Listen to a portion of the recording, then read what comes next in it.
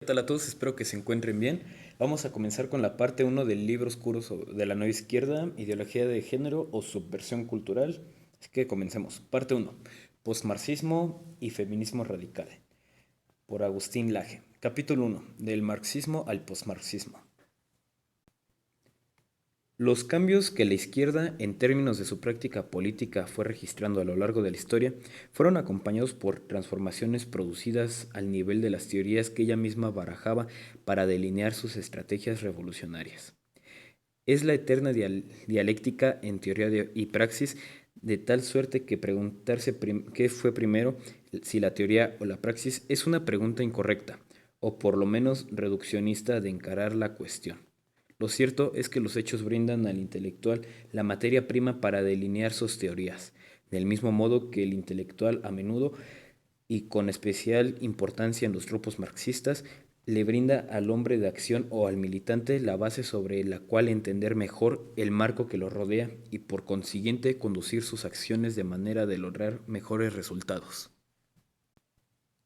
En este capítulo es nuestra intención hacer un breve recorrido teórico que muestre el camino que tomó la teoría marxista hasta desembocar en lo que hoy se llama postmarxismo, y que es precisamente el marco teórico del cual se alimenta la nueva izquierda o neomarxismo.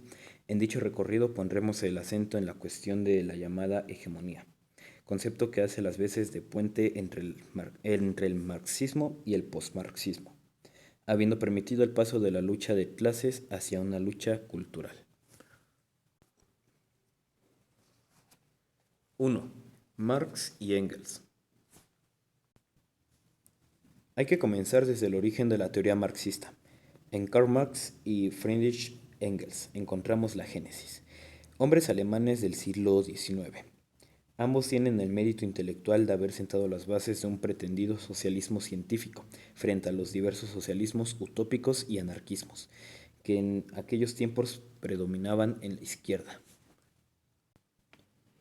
Hasta Marx y Engels, todo lo que se había escrito para la causa socialista, según la perspectiva de ellos mismos, había estado impregnado de una estrechez que terminaba siendo involuntariamente funcional a los sectores que deseaban frenar la revolución del proletariado. Todo el tercer capítulo, nada menos que de El Manifiesto Comunista, obra clave en la divulgación marxista, está dedicado a refutar las teorías socialistas previas al marxismo. Saint-Simon, Führer, Owen y otros escritores socialistas anteriores a los autores del manifiesto no habían logrado, según Marx y Engels, darle al socialismo una guía científica para la realización de su revolución. El proyecto marxista era o pretendía ser muy distinto que el de sus antecesores socialistas. Marx y Engels introducirían las bondades de la ciencia en el estudio de las sociedades frente a las fantasías utópicas de sus colegas que aquellos pretendían dejar atrás. No haría falta mencionar que la historia, empero, terminó dando por tierra con semejantes pretensiones. Las leyes de la historia marxista, que decían poder predecir la evolución de la historia, jamás se comprobaron, sino todo lo contrario. La Revolución Rusa, como veremos, fue la gran y paradójica excepción, y la visión de un mundo comunista, sin clases y sin Estado. Fue tan utópica como las mismísimas utopias de las que Marx y Engels renegaban, de forma tal que las disputas ideológicas entre los socialistas no dejaban de ser una delirante riña entre utopias. La desmesión científica del marxismo precisaba de un método no menos monumental para estudiar el curso de la historia e intentar a la postre predecir las transformaciones sociales y, más importante todavía, las condiciones de las transformaciones revolucionarias. Es en este sentido que Marx y Engels son hegelianos, esto es, que toman del filósofo alemán Georg Hegel su célebre método, la dialéctica. ¿Qué es la dialéctica?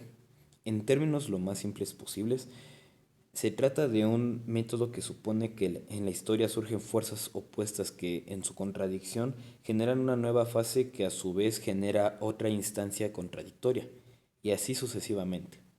En términos filosóficos, se dirá que toda tesis corresponde a una antítesis, las cuales resultan superadas por una síntesis.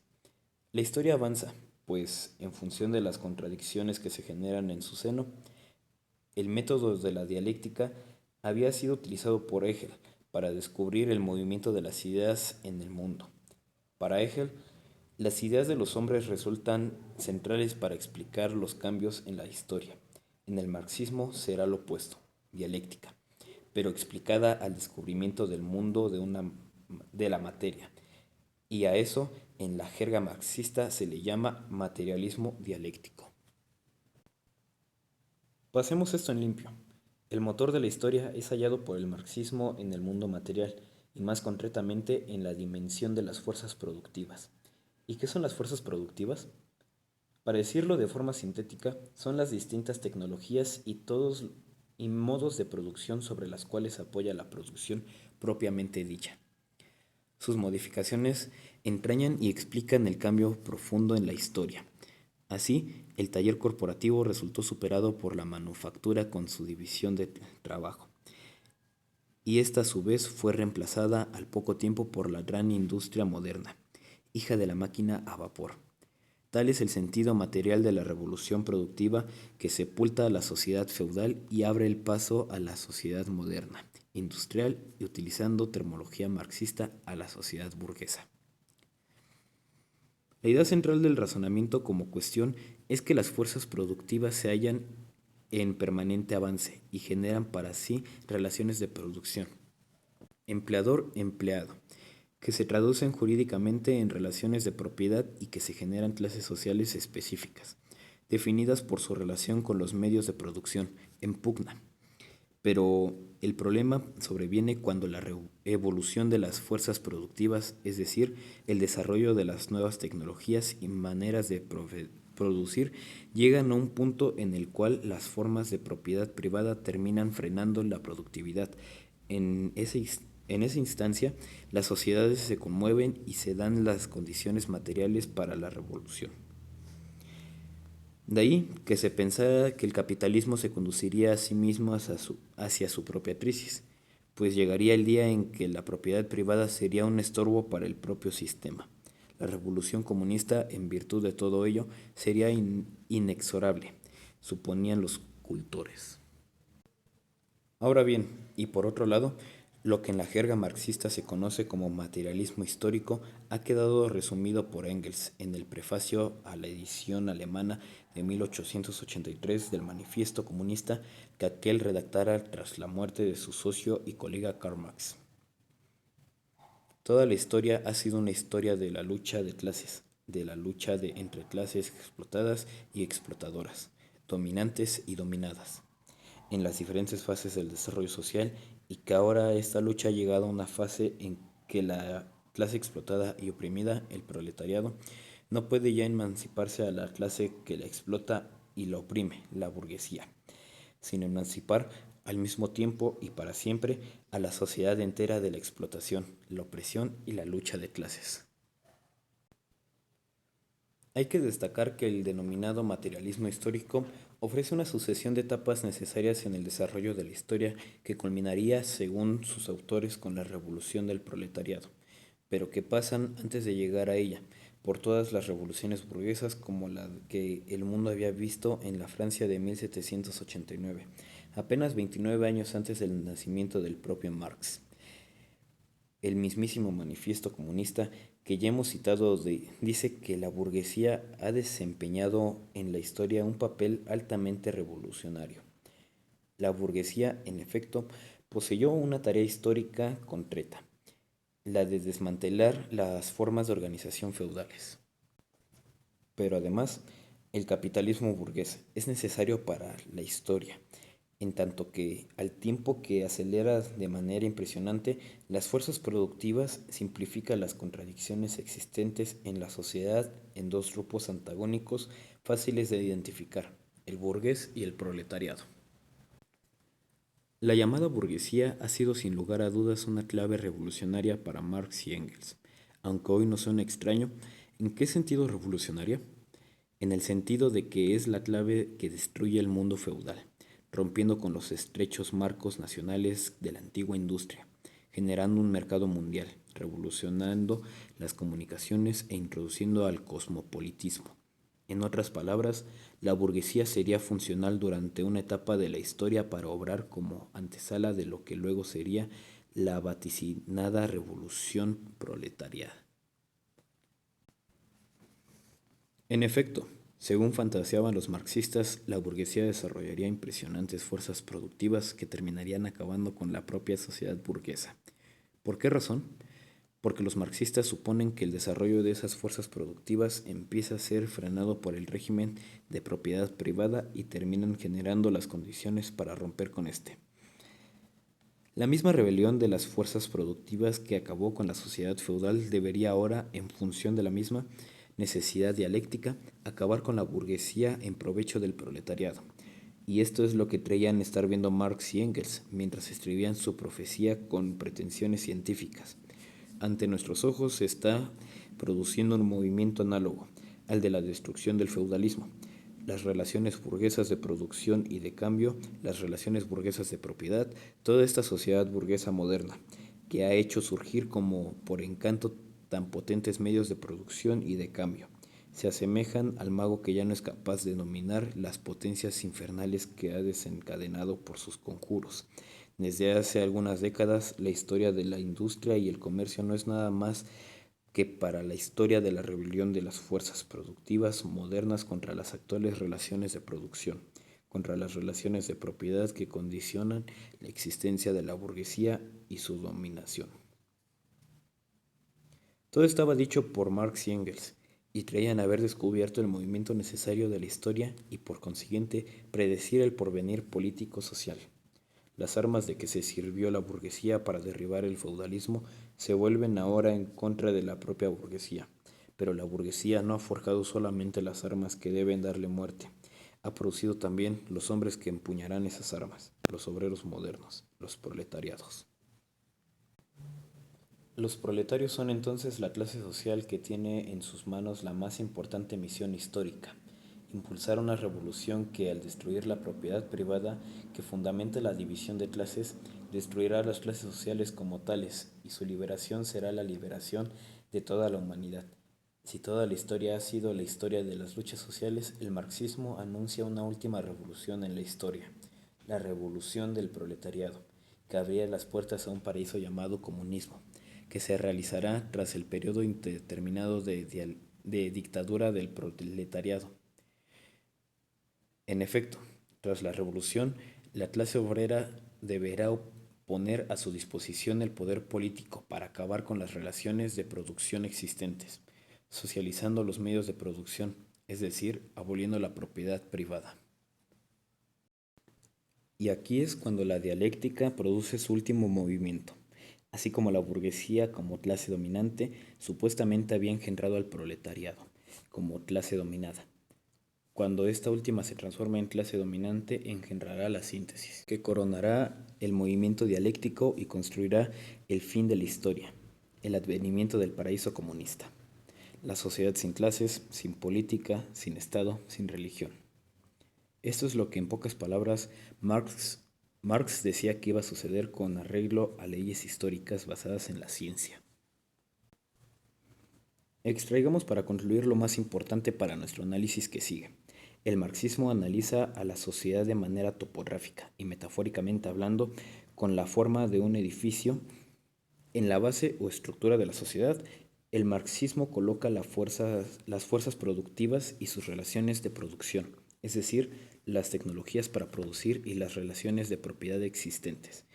En la superestructura que se levanta a partir de esta base de carácter económico, los marxistas ubican al Estado, la ideología, la religión, la cultura, etc. Siguiendo con la metáfora edilicia, va de suyo que la manera más fácil de demoler un edificio consiste en reventar los pilares sobre los que éste se apoya. Y en esto se ha basado precisamente el marxismo tradicional. Las verdaderas revoluciones se pergeñan al nivel de las relaciones económicas, pues todo lo demás, ideología, Estado, cultura, etc., es apenas un reflejo de aquellas. Lo que hay que hacer es transformar el sistema económico, y lo otro se va dando por añadidura. ¿Qué quiere decir esto? Que no existe revolución propiamente dicha, sino que se acaba con el régimen de propiedad privada, existente de manera tajante. tratar de dar la, tratar de dar una lucha al nivel de la superestructura, es decir, por ejemplo, a nivel ideológico o jurídico, sería lo mismo que pelearse con una sombra para el marxismo clásico.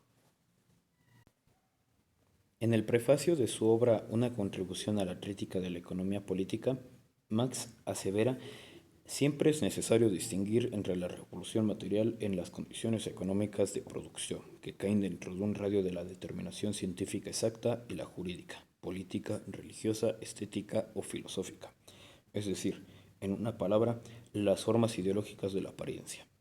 El análisis de Karl Popper, filósofo alemán detractor del marxismo, hace que de este pasaje es interesante para entender lo que sigue, es decir, las modificaciones estratégicas y teóricas que sufrió el marxismo clásico a través del tiempo. En opinión de Marx, es vana la esperanza de lograr algún cambio importante mediante el solo uso de recursos jurídicos o políticos. Una revolución política solo puede desembocar en la transmisión del mando de un grupo de gobernadores a otro. Solo la evolución de la esencia subyacente, la realidad económica, puede producir transformaciones esenciales o reales, esto es, una revolución social. Un paréntesis. Cuando oigo este tipo de voz, estoy hablando entre comillas para poder citar lo que está diciendo un autor, para que se entienda que son palabras de otro. Sigamos. Pero todo este castillo de arena empezó a caerse más temprano que tarde, con la mismísima revolución marxista por excelencia, la rusa. 2. La excepción rusa y la hegemonía. Una revolución en Rusia a principios del siglo XX introducirá, por paradójico que parezca, un grave problema teórico para el marxismo tradicional y su filosofía de la historia. El problema puede resumirse en una simple pregunta: ¿cómo podía darse una revolución proletaria en aquella Rusia que todavía no había tenido su revolución democrático-burguesa?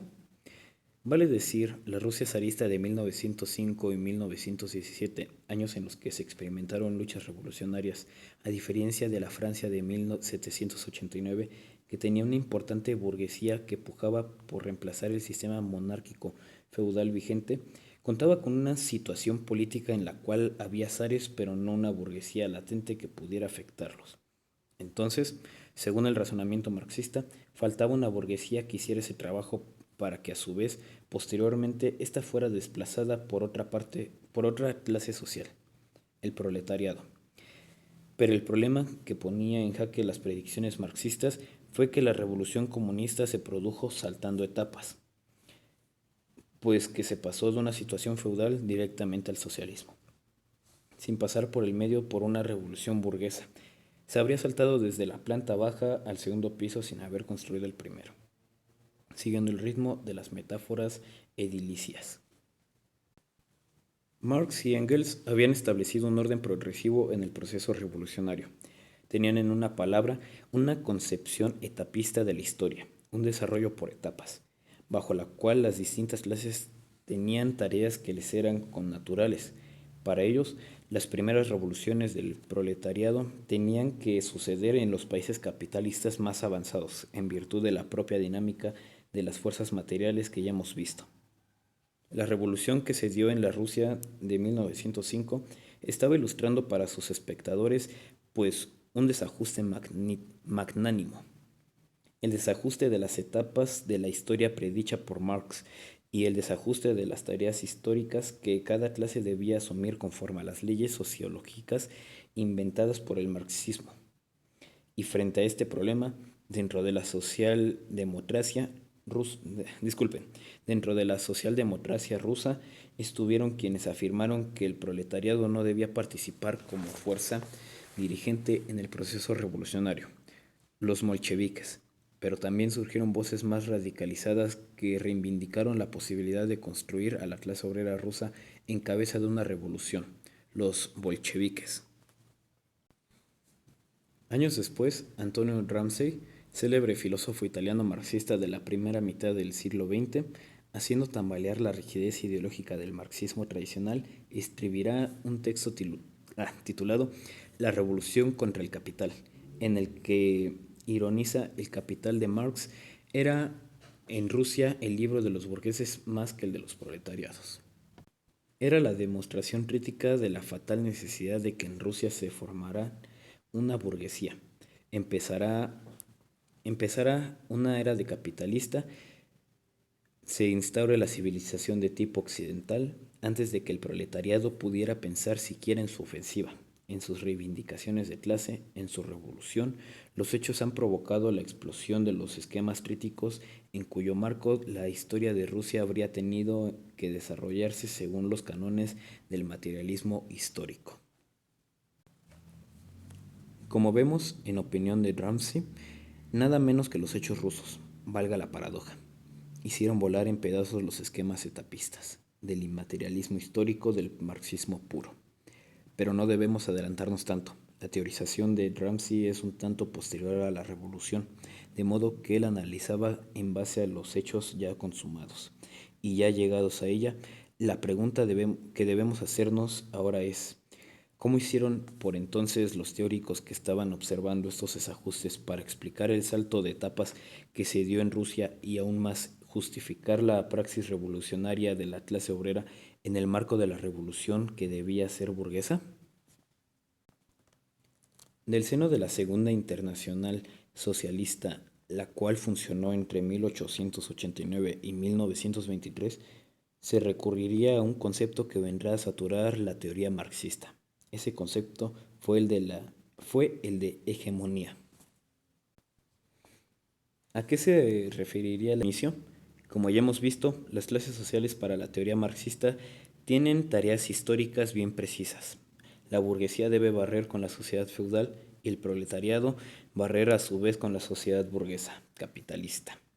La hegemonía será el concepto utilizado por el teórico Georgi Plejanov, Plejanov, uno de los fundadores de la Segunda Internacional, para describir y justificar el hecho de que en Rusia la clase proletariada asumiera la tarea burguesa de sepultar la sociedad feudal.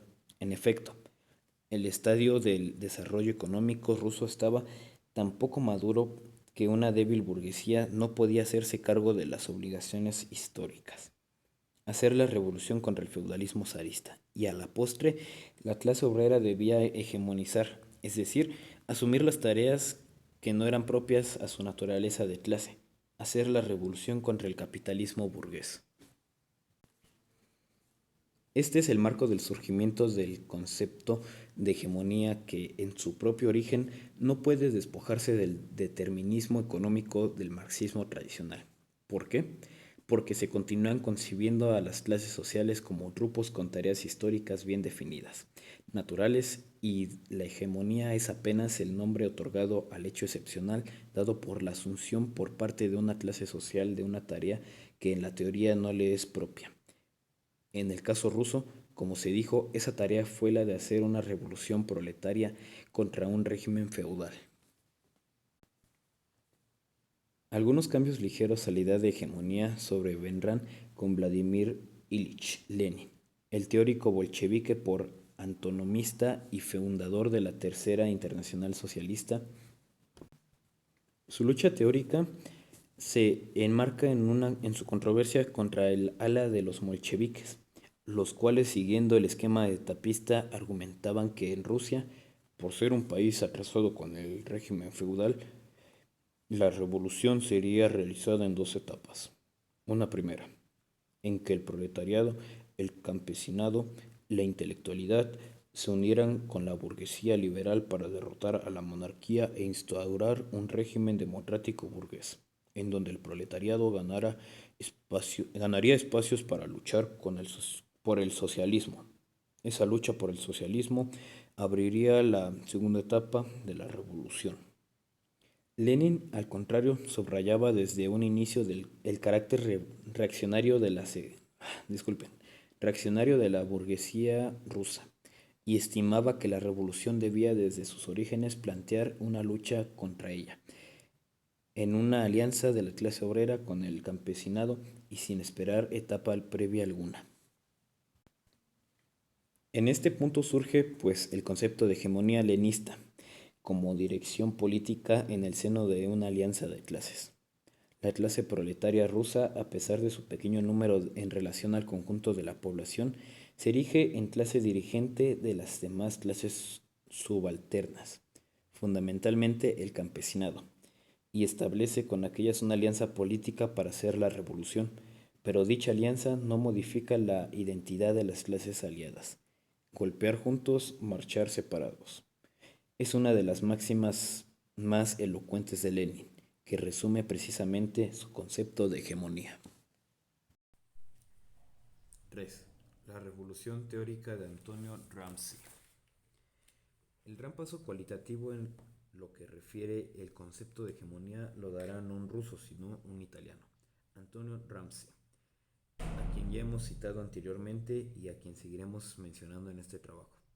La primera vez que éste habló de hegemonía fue en el marco de su escrito, Algunos temas de la cuestión meridional, y su deuda teórica para con Lenin es admitida en varios pasajes de sus cuadernos de la cárcel. Compilación de anotaciones que el italiano hizo mientras se encontraba encarcelado por el régimen de Benito Mussolini. En el texto antedicho, Gramsci aborda el problema de la división existente entre la Italia industrial del norte y la Italia agraria del sur, y el rol hegemónico que debe asumir la clase obrera frente al campesinado, que en términos leninistas significa el problema de generar una alianza de clases entre el obrerismo y el campesinado en la cual el primero lleve la conducción. Gramsci describe la hegemonía en esos términos prácticos. El proletariado puede convertirse en clase dirigente y dominante en la medida en que se consigue crear un sistema de alianzas de clase que le permita movilizar contra el capitalismo y el Estado burgués a la mayoría de la población trabajadora. En, en la medida en que se consiga obtener el consenso de las amplias masas campesinas, conquistar la mayoría de las masas campesinas significa comprender las exigencias de clases que presentan, incorporar esas exigencias a su programa revolucionario de transición, plantear esas exigencias entre sus reivindicaciones de lucha. Hasta aquí, la hegemonía continúa siendo una alianza de clases como pregonaba Lenin, aunque empieza a ponerse de relieve la necesidad de comprender, incorporar y plantear, tal las palabras de Gramsci, las exigencias de los grupos campesinos, que parece ir más allá de una simple alianza pasajera. Las consideraciones del pensador italiano no se asemejan en ningún sentido al golpear juntos, marchar separados, de su camarada Lenin.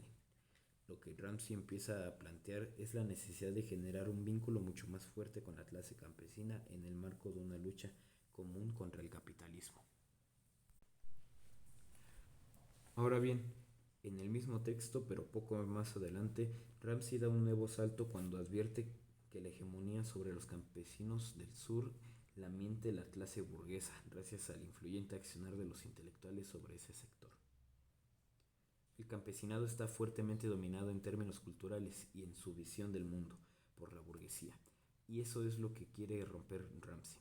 En particular, este menciona al filósofo liberal conservador Benedetto Croce como uno de los responsables de esta hegemonía burguesa por sobre el campesinado para ejemplificar de qué forma el accionar intelectual resulta vital. Benedetto Croce ha cumplido una altísima función nacional. Ha separado a los intelectuales radicales del sur de las masas campesinas, permitiéndoles participar de la cultura nacional y europea, y a través de esta cultura los ha hecho absorber por la burguesía nacional. Como vemos, acá se produce un cambio de paradigmas, mientras que para el marxismo clásico luchar en el plano cultural, político o jurídico era más o menos como luchar contra una sombra, para Gramsci esta lucha era la realmente importante. Existe un vínculo muy claro entre hegemonía y cultura para el pensamiento gramsciano. La denominación cultural es el conducto a través del cual la burguesía italiana logra hegemonizar al campesino del sur, y es por eso que Gramsci concluye que es vital que proliferen intelectuales comunistas, pues ¿quién mejor que los intelectuales para lograr cambios culturales? También es importante que en la masa de los intelectuales se produzca una tendencia de izquierda en el sentido moderno de la palabra, o sea, orientada hacia el proletariado revolucionario. La alianza del proletariado con las masas campesinas Exige su formación, aún más le exige la alianza del proletariado con las masas campesinas del sur. La hegemonía en Ramsey ha superado en este orden la mayor parte del economicismo que aquella contenía. ¿Por qué? Porque ahora la hegemonía precisará en adelante de un accionar cultural que Ramsey llamará intelectual moral. La hegemonía se realiza generando cambios al nivel cultural y no es una simple alianza económico-política como pregonaba Lenin, ni es una asunción de tareas externas a la propia clase como planteaba Plejanov. Plejanov, disculpe. La hegemonía en Ramsey se da en un terreno de gran trascendencia, el de los valores, creencias, identidades y, en definitiva, el de la cultura. Toda revolución, anota Ramsey, ha sido precedida por un intenso trabajo de crítica, de penetración cultural, de permeación de ideas a través de agregados humanos al principio refractarios, y solo atentos a resolver día a día, hora por hora, y para ellos mismos su problema económico y político, sin vínculos de solidaridad con los demás que se encontraban en las mismas condiciones. Dicho de otra manera, la hegemonía ya no se da en la transición de intereses materiales, sino en el hecho de inyectar en el otro una misma concepción del mundo, que anule lazos de solidaridad orgánicos, hegemónicos, entre grupos que pertenecen a distintas clases sociales, obreros por un lado, campesinos por el otro. Es el vínculo ideológico y no tanto el económico el que da sentido a la formación política hegemónica de Ramsey. El éxito del proceso hegemónico, es decir, de la fusión entre distintos grupos acerca de la conciencia revolucionaria, depende de la confección de una ideología de signo contrario respecto a la dominante, que cuestione su sentido común, su forma de ver el mundo, su forma de organizar la sociedad, la economía, la política, la cultura. Pero Ramsey, la clase obrera continúa siendo una clase privilegiada en algún sentido. En efecto, es la clase que tiene la posibilidad de llevar adelante procesos hegemónicos que extiendan los límites de su voluntad a otros grupos sociales, también subalternos. La hegemonía parece ser una iniciativa exclusiva del proletariado en su estrategia. Tanto es así que en sus apuntes sobre el príncipe Maquiavelo, Ramsey designa al partido de una clase obrera como nuevo príncipe, y en estos términos establece su misión. Una parte importante del príncipe moderno deberá estar dedicada a la cuestión de una reforma intelectual y moral, es decir, a la cuestión religiosa de una concepción del mundo. El príncipe moderno debe ser y no puede dejar de ser el abanderado y el organizador de una reforma intelectual y moral, lo cual significa crear el terreno para el desarrollo ulterior de una voluntad colectiva nacional popular. La importancia de la batalla cultural es a esta altura harto ardiente en Ramsey, toda vez que la revolución puede y debe darle a un nivel cultural.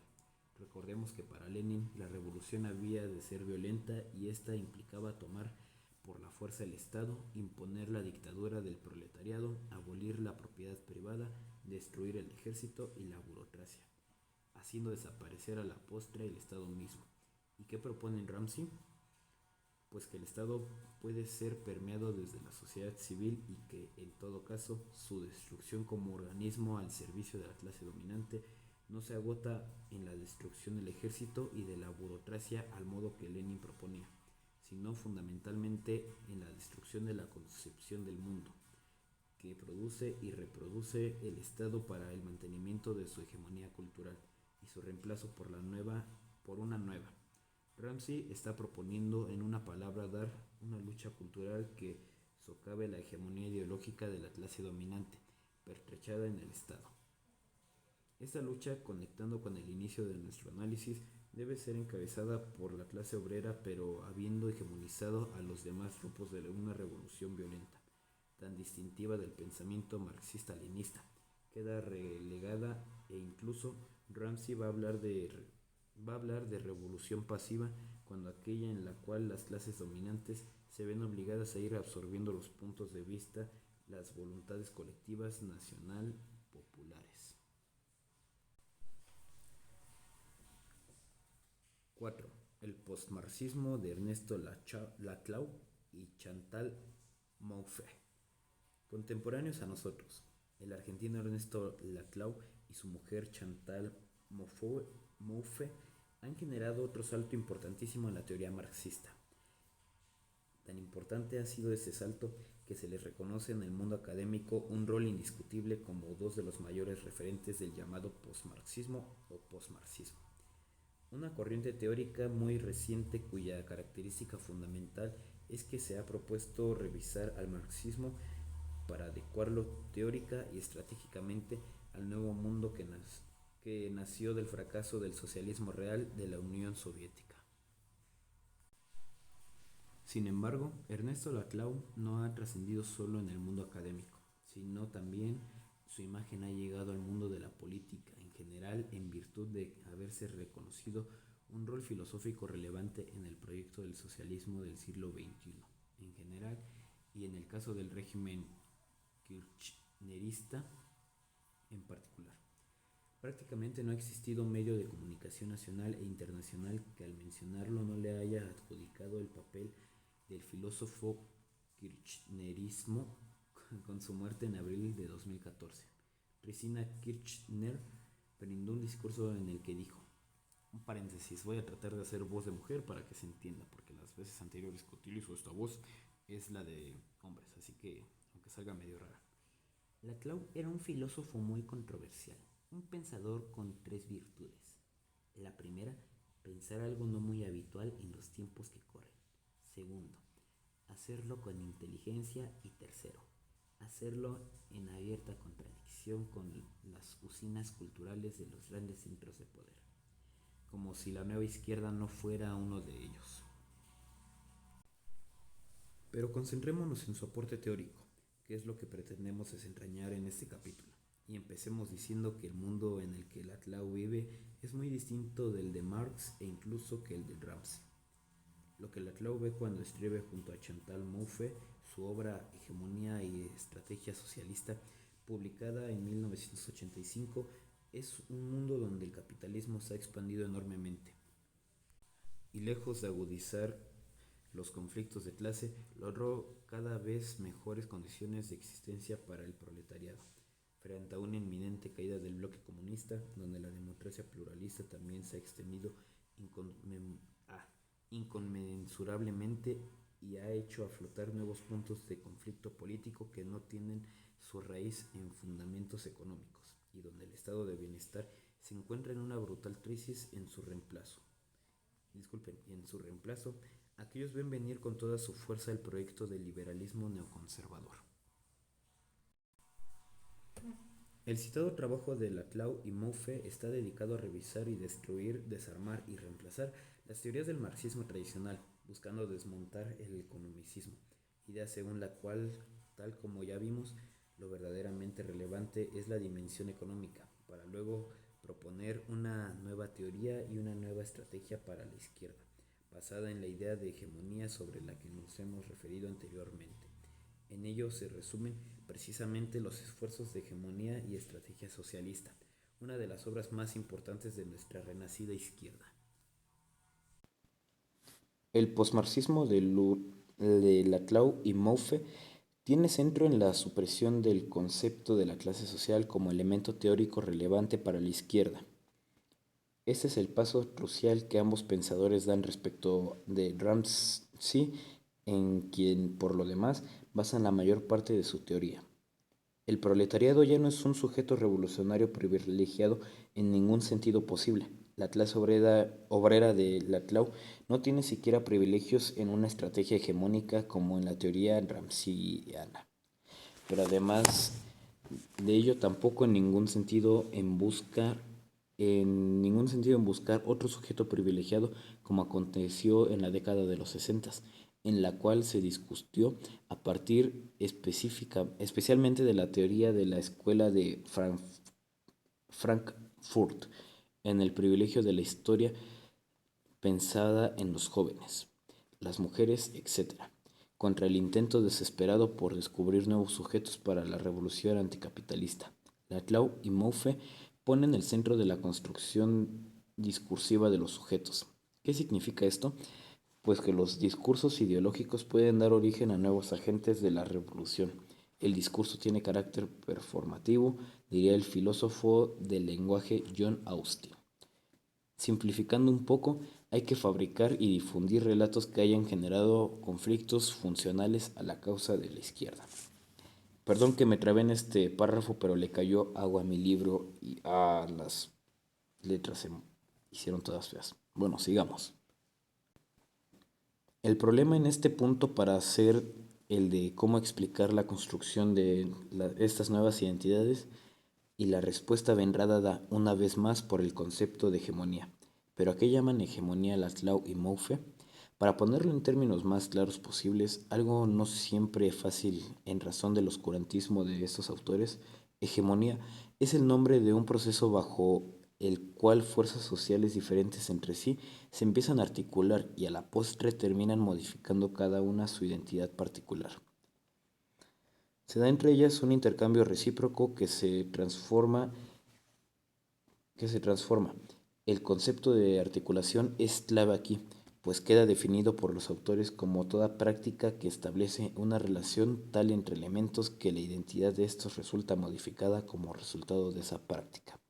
En otros términos más prácticos, hay articulación política cuando dos frentes políticos entablan una alianza que termina por modificar la identidad de ambos. Pero una articulación para ser hegemónica debe generarse en el marco de un antagonismo social, esto es, en un espacio dividido por el conflicto. La hegemonía es un proceso a través del cual distintas fuerzas sociales se empiezan a unir para potenciarse en el contexto de conflictos. Pongamos un ejemplo para aclarar la idea. Un grupo de trabajadores mantiene demandas particulares como, por ejemplo, la necesidad de un aumento salarial. Grupos de mujeres, por otra parte, construyen demandas de protección para el sexo femenino frente a los casos de violencia contra la mujer. Grupos indígenas, por su lado, reclaman porciones de tierras basándose en supuestas posesiones de sus antepasados remotos. Estas demandas, separadamente, carecen de fuerza hegemónica, pero la izquierda tiene la misión de instituir un discurso que, sobre un terreno de conflicto mayor, articule estas fuerzas en un proceso hegemónico que las haga equivalentes frente a un enemigo común, el capitalismo liberal. Es decir, la izquierda debe traer una ideología en la cual estas fuerzas puedan identificarse y unirse en una causa común. La nueva izquierda debe ser el pegamento que unifique, invente y potencia todos los pequeños conflictos sociales, aunque estos no revistan naturaleza económica. De tal suerte que la hegemonía se logra cuando una fuerza política determina el complejo de significados y palabras, y por añadidura moldea la forma de pensar por los cuales han de conducirse quienes se encuentran bajo su dirección. Como Sancho Panza asevera en su diálogo con Alicia en la célebre novela Alicia en el País de las Maravillas, de Lewis Carroll.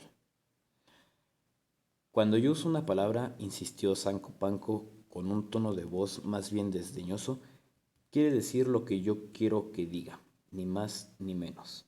La cuestión, insistió Alicia, es que si se puede hacer que las palabras signifiquen tantas cosas diferentes.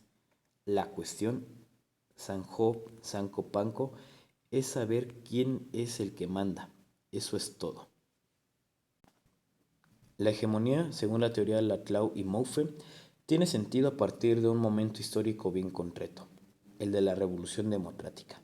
En efecto, dicha revolución, concretamente la francesa, habría instaurado un discurso igualitario que, al suplantar la doctrina teológico-política por aquella que declara que el poder emana desde el seno del pueblo, deslegitimó una serie de subordinaciones transformándolas en opresiones, ampliando en su constante desarrollo la sede de los antagonismos sociales.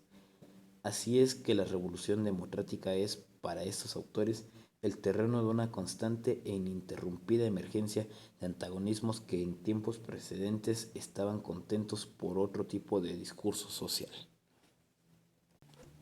Naturalmente, la estrategia de estos autores le proponen al socialismo, lejos de tener un un objetivo inmediato, la destrucción de la democracia burguesa, al modo del marxismo clásico.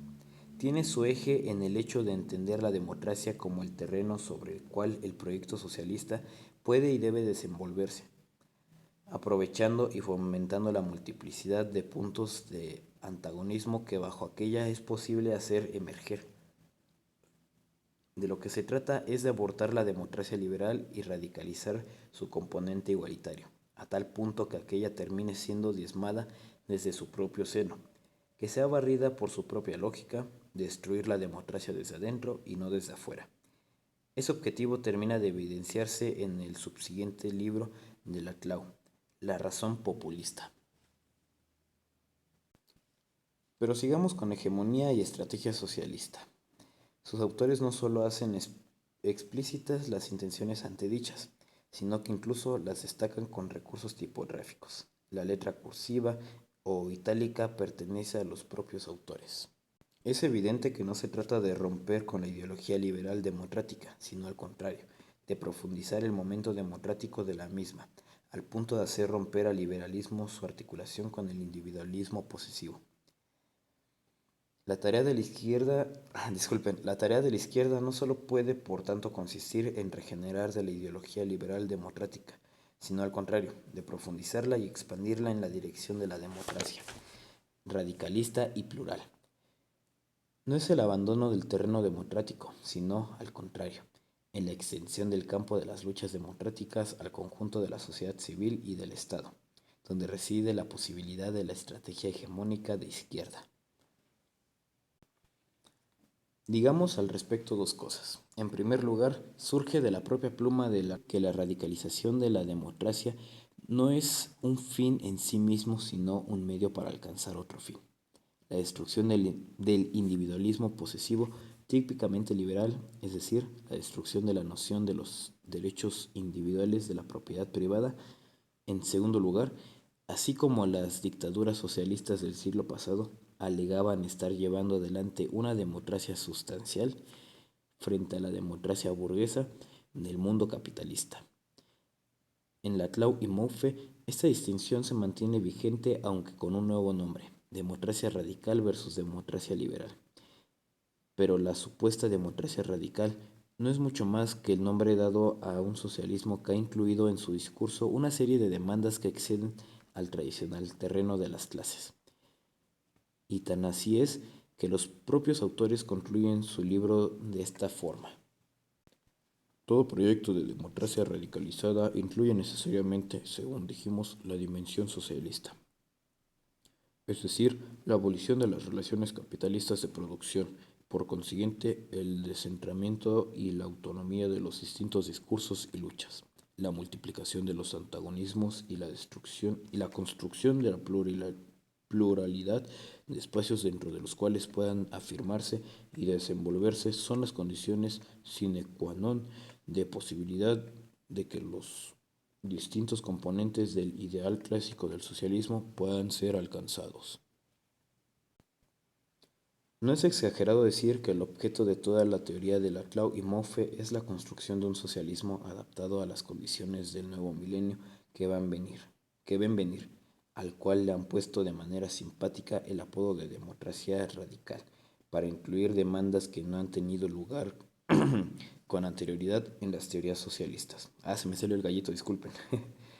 El término poco satisfactorio de nuevos movimientos sociales, escriben los autores, amalgama una serie de luchas muy diversas: urbanas, ecológicas, antiautoritarias, antiinstitucionales, feministas, antirracistas, de minorías étnicas, regionales o sexuales. Lo que nos interesa de estos nuevos movimientos sociales no es su arbitraria agrupación en una categoría que los opondría a los de su clase, sino la novedad de los mismos, en tanto que a través de ellos se articula esa rápida difusión de la conflictualidad social a relaciones más y más numerosas, que es hoy en día característica de las sociedades industriales avanzadas. Aquí es donde nosotros nos concentraremos en este libro, en desmantelar los discursos de estas nuevas máscaras de la izquierda que sus teóricos hegemonizaron. La relevancia y la autonomía de la política y la ideología aparecen con toda su fuerza en el trazado de la estrategia hegemónica que estamos escribiendo.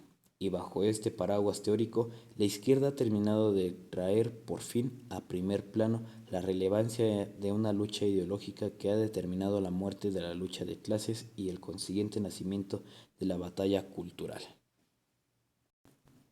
5. Los pensadores del socialismo del siglo XXI. El socialismo del siglo XXI es la expresión latinoamericana de la renacida izquierda. Como proyecto con nombre y apellido, aquel nació formalmente el 27 de febrero de 2005 en Venezuela, oportunidad en la cual Hugo Chávez convocará a los intelectuales orgánicos desde su insufrible programa televisivo a lo presidente, a inventar el socialismo del siglo XXI. El socialismo no había muerto con la implosión soviética. Debía reivindicarse con los ajustes necesarios de acuerdo a las condiciones del nuevo siglo y a los nuevos postulados teóricos que los revisionistas del marxismo habían confeccionado. De todo ello se habló con especial énfasis en los foros internacionales de filosofía de Venezuela, que empezaron precisamente en ese año, y que apuntaron a desempolvar ideas que se creían condenadas al Museo de Antigüedades de una vez para siempre.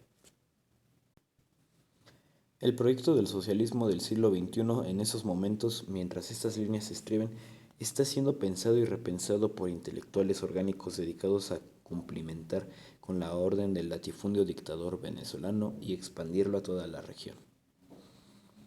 Aquí daremos apenas un vistazo a las ideas de algunos de ellos que, si bien en muchas cosas presentan un pensamiento más o menos heterogéneo, coinciden a pie juntillas en algo que no es nada menor para la tesis de nuestro trabajo: el carácter cultural de la revolución izquierdista del nuevo siglo.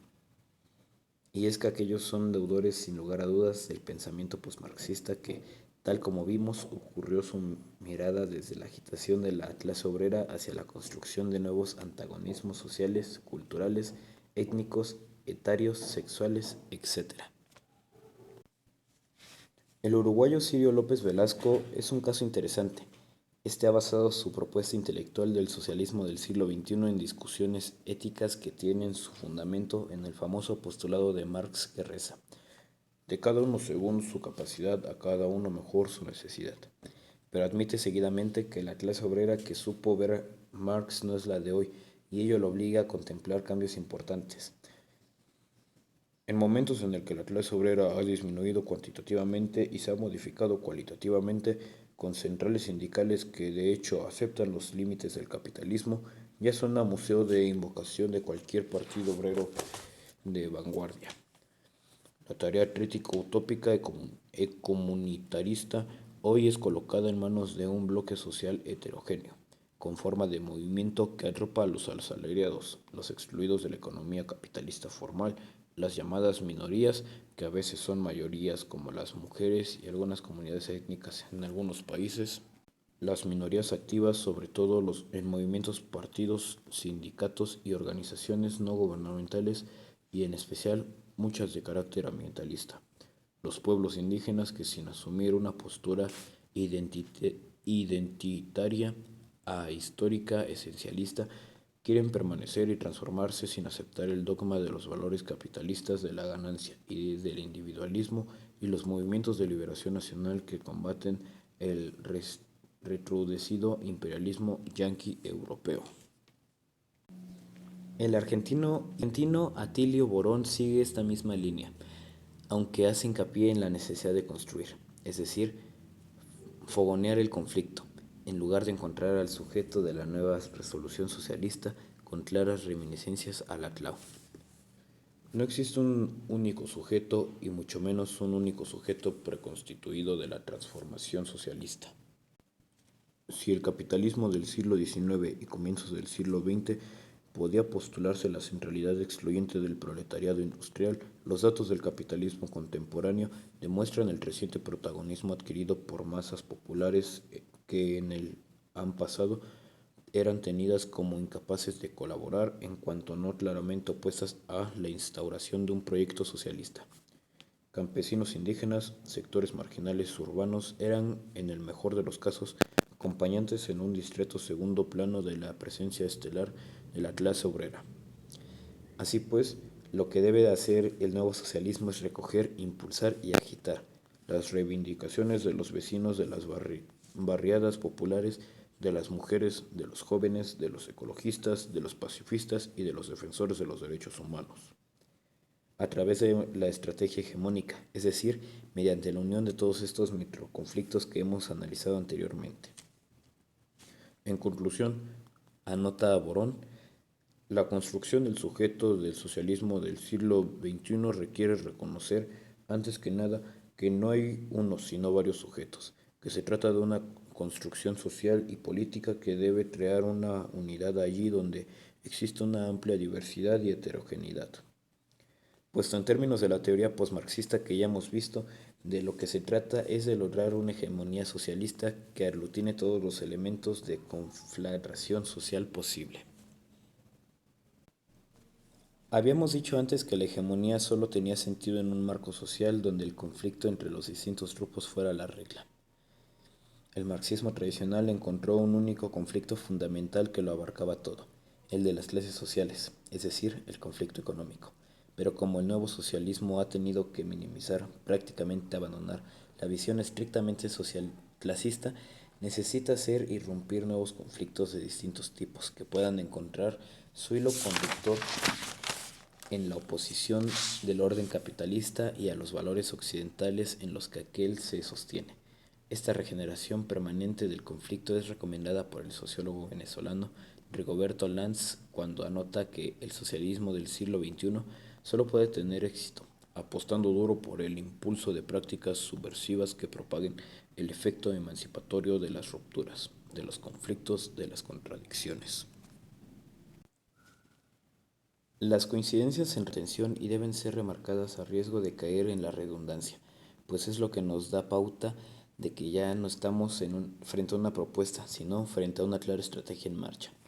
En efecto, el teórico alemán Heinrich Dieterich, ex asesor de Chávez y célebre académico del socialismo del siglo XXI, argumenta algo muy parecido a lo que sus colegas cuando escribe que no se trata de la búsqueda de un mítico sujeto de liberación predeterminado, sino del reconocimiento de los sujetos de liberación serán multiclasistas, pluriétnicos y de ambos géneros, y que la clase obrera seguirá siendo un destacamento fundamental, pero probablemente no constituirá su fuerza hegemónica.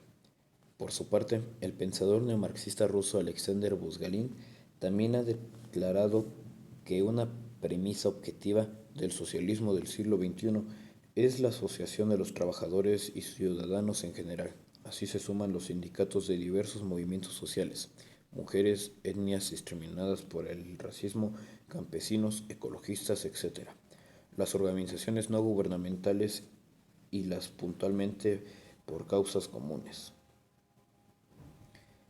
Pero López Velasco se queja de una importante omisión que el ruso hace en su trabajo.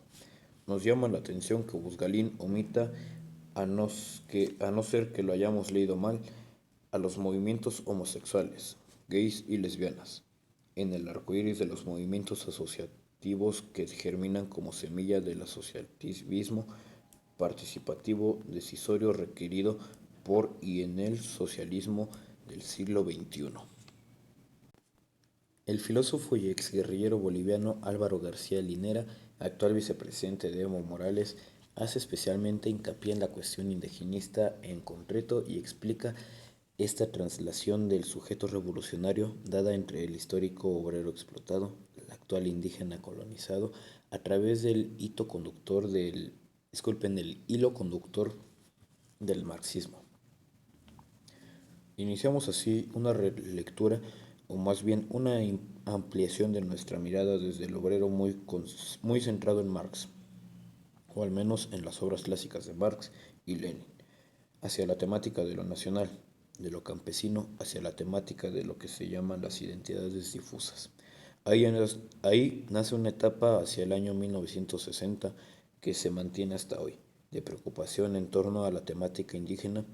Supe incorporar la temática indígena en un esfuerzo por volverla comprensible y extendible a partir de las categorías que yo tenía. Mi autoformación era básicamente marxista.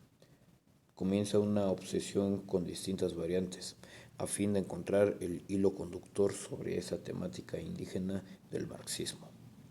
Y seguidamente realza el proyecto hegemónico del nuevo socialismo en base a estos nuevos sujetos. Toda revolución implica un tipo de alianzas. Aún la guerra de clases es exitosa si se logra aislar, desmoralizar, debilitar al adversario y acoplar a potenciales aliados. Esa es la idea de una hegemonía. Extraigamos como conclusión algo que está ya es evidente. Si hay algún acuerdo estratégico en el marco de la reconstrucción de una nueva izquierda para el siglo XXI, es que ésta se tiene que apoyar con una fuerza en nuevos movimientos que son mencionados y repetidos hasta el hartazgo por todos los teóricos que ya hemos repasado hasta aquí, incluidos Ernesto Laclau y Chantal Mouffe, que como vimos en el subcapítulo anterior, sentaron las bases teóricas postmarxistas para superar definitivamente el economicismo que solo permitía ver la lucha socialista como una confrontación de clases sociales. Esos nuevos movimientos que el socialismo del siglo XXI debe hegemonizar son fundamentalmente los indigenistas, ecologistas, derechohumanistas, y a los que el primer tomo de la obra les dedicaremos especial atención, las feministas y los homosexualistas. De estos últimos se encargará Nicolás Márquez en la segunda parte de la presente obra, eufeminísticamente representados por lo que se ha dado en conocer como la ideología de género. Bueno, pues como les dijo su ex, hasta aquí llegamos, pero solamente con este capítulo. Espero que les haya gustado, no olviden suscribirse y activar la campanita para que les lleguen las notificaciones del próximo capítulo que estaré subiendo, yo creo que en 1 o 2 semanas, porque la verdad el primer capítulo estuvo muy corto a comparación del segundo. Y sí, sí me voy a tardar bastante porque lo estuve, como les digo, trabajo, tareas, escuela y todo eso. No tengo mucho tiempo, así que le dedico unas cuantas horas a esto. Aparte, tengo que estar practicando las palabras que... Ay, disculpen si me como alguna palabra, si la pronuncio mal o algo así, porque desconozco las palabras, no están en mi léxico y desgraciadamente es un poquito difícil para mí pronunciarlas, pero practicándolas, se escucha más fluido. Bueno, pues espero que les haya gustado y nos escuchamos en un próximo capítulo. Chao, chao.